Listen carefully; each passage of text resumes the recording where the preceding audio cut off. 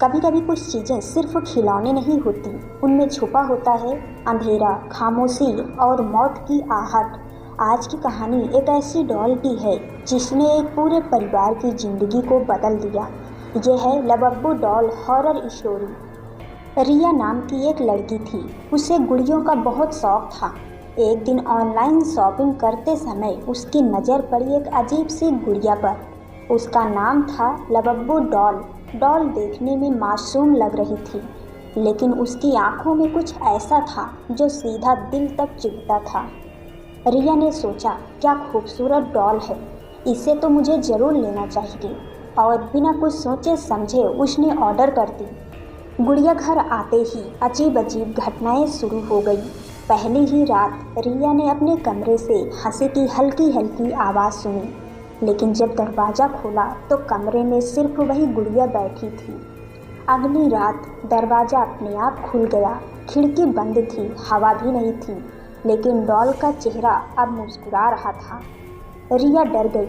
उसने माँ बाप को बताया, लेकिन उन्होंने कहा, बेटा ये सब तेरे दिमाग का वहम है। लेकिन रिया जानती थी कुछ तो गड़बड़ है। दिन गुजरते गए और डॉल का खौफ बढ़ता गया। कभी आधी रात को किचन में बर्तन गिरते, कभी दरवाजे के पीछे से किसी के भागने की आवाज़ आती। सबसे डरावना पल तब आया जब रिया ने देखा कि डॉल अपने आप पलंग के नीचे खड़ी थी। कोई इंसान उसे वहां नहीं रख सकता था और कमरे का दरवाज़ा बंद था। रिया पागल होने लगी थी।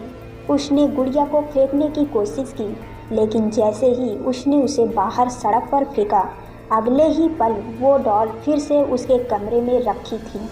ये देखकर उसका खून जम गया। रिया ने आखिरकार हिम्मत जुटाई और गुड़िया को जलाने की कोशिश की, लेकिन जैसे ही उसने माचिस जलाई, अचानक बिजली चली गई। कमरा पूरी तरह अंधेरे में डूब गया। अंधेरे में डॉल की आंखें लाल चमकने लगी और तभी पूरे घर में बच्चों की हंसी गूंजने लगी।